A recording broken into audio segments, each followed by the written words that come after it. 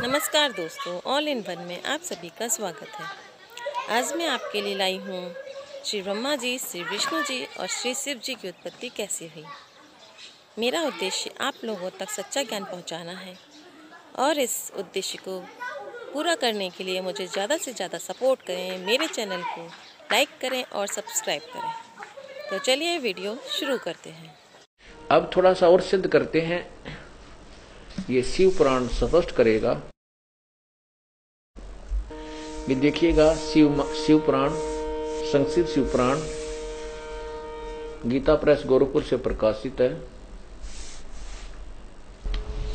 देखिएगा, संक्षिप्त शिव पुराण, सचित्र मोटा टाइप, केवल हिंदी, संपादक है हनुमान प्रसाद पोदार।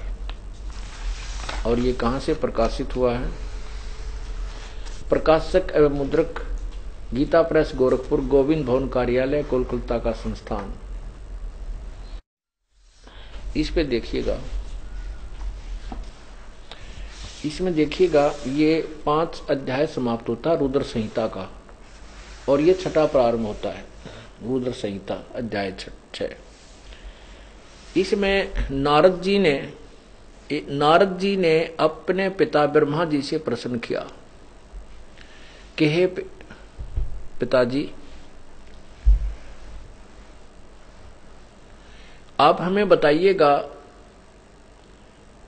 कि इस संसार की सृष्टि किसने की?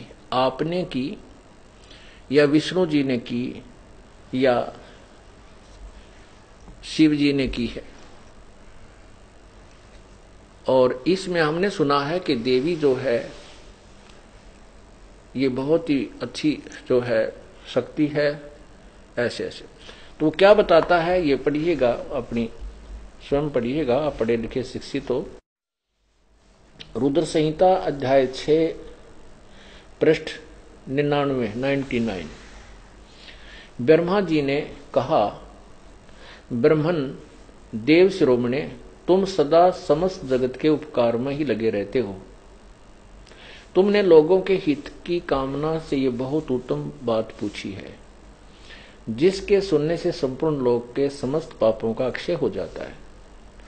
यह अनामय शिवत्व का मैं तुमसे वर्णन करता हूं।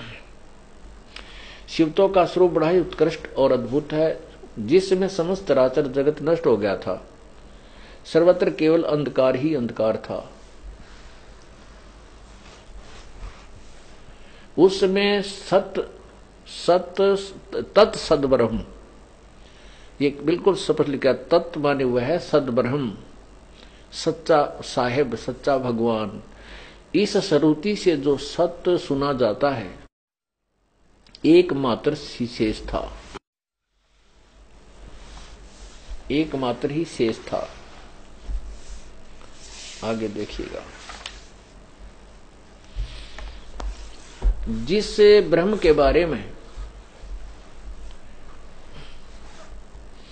जिस परब्रह्म के विषय में ज्ञान और अज्ञान से पूर्ण उक्तियों द्वारा इस प्रकार विकल्प किए जाते हैं, उसने कुछ काल के बाद, कुछ समय के बाद द्वितीय की इच्छा प्रकट की। उसके भीतर एक से अनेक होने का संकल्प उदित हुआ।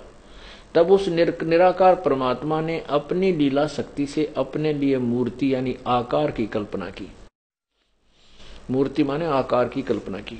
वह आगे देखें,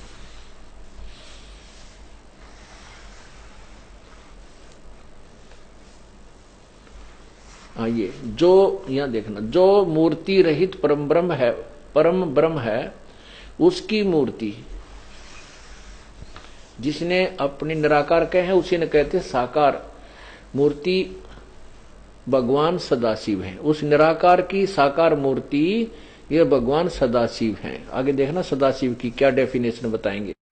अर्वाचीन और प्राचीन विद्वान उन्हीं को ईश्वर कहते हैं।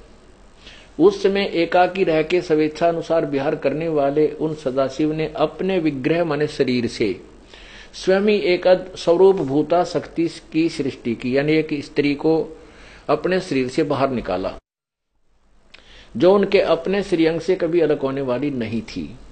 उस पराशक्ति को प्रधान भी दुर्गा को कहते हैं। ये देखना ध्यान से, प्रधान ये गीता जी में काम आओगा आपका, जब गीता जी के 14वें अध्याय को सुनाएंगे।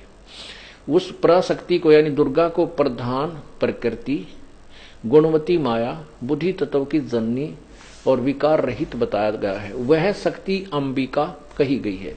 उसी को प्रकृति, सर्वेश्वरी, त्रिदेव जननी, ओह तीनों देवता ब्रह्मा विष्णु महेश की उत्पन्न करने वाली यानी उनकी माता, त्रिदेव जननी, नित्ता और मूल कारण भी कहते हैं। सदाशिव द्वारा प्रकट की गई उस शक्ति की 8 भुजाएं हैं।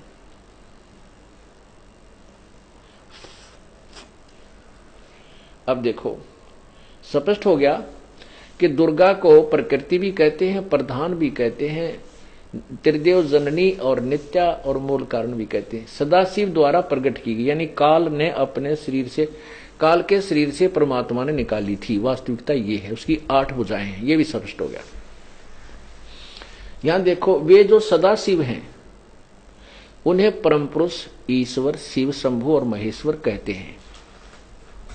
यहां देखना, वे सदाशिव जिसको कहते हैं वे अपने सारे अंगों में भस्म रमाए रहते हैं उन काल रूपी ब्रह्म ने। अब देखो ये जो सदाशिव कहा इन्होंने, वो भगवान सदाशिव हैं और उसने एक समय विहार करने वाले सदाशिव ने अपने विग्रह से ही एक स्वरूप भूता शक्ति की सृष्टि की, तो वो सदाशिव को काल भी कहते हैं। ये देखो वे अपने सारे अंगों में भस्म रमाए रहते हैं उन काल रूपी ब्रह्म ने। ओह, ये काल कहो चाहे ब्रह्म कहो, ब्रह्म ने एक ही समय में शक्ति के नाथ नहीं, ये शक्ति के साथ शिवलोक नामक अक्षेत्र का निर्माण किया था। उसमें उस उत्तम अक्षेत्र को काशी कहते हैं। वे प्रिया और प्रियतम रूप शक्ति और शिव, दुर्गा और शिव पति पत्नी रूप में, प्रियतम प्रिया और प्रियतम रूप जो परमानंद स्वरूप है उस मनोरम क्षेत्र में नित्य निवास करते हैं। काशीपुरी परमानंद रूपणी है। मुने उस शिव और शिवा ने प्रलय काल में भी कभी उसको अक्षेत्र को अपने सानिध्य से मुक्त नहीं किया, इसलिए विद्वान पुरुष उसे अविमुक्त अक्षेत्र नाम से जानते हैं। ठीक है, यहां देखिए, देवर से एक समय उस आनंद वन में रमण करते हुए शिवा और शिव के मन में यह इच्छा हुई कि किसी दूसरे पुरुष की सृष्टि करनी चाहिए, जिस पर यह सृष्टि संचालन का महान भार रखकर हम दोनों केवल काशी में रहकर स्वेच्छानुसार विचरें और निर्वाण धारण करें। यहां देखो, ऐसा निश्चय करके शक्ति सहित सर्वव्यापी परमेश्वर शिव ने अपने वाम भाग के 10वें अंग पर अमृत मल दिया। फिर तो वहां से एक पुरुष प्रकट हुआ जो तीनों लोकों में सबसे अधिक सुंदर था, वह शांत था, उसमें सद्गुण की अधिकता थी, वह गंभीरता का अथाह सागर था। अब देखो 101 पर पढ़ा आपने, अब 102 पर देखें। 102 पे अब शिव ने कहा, वत्स, वो जो पुत्र उत्पन्न हुआ, शिव ने कहा, उस काल ने कहा कि बेटा आप व्यापक होने के कारण तुम्हारा विष्णु नाम विख्यात हुआ, उसका विष्णु नाम रख दिया।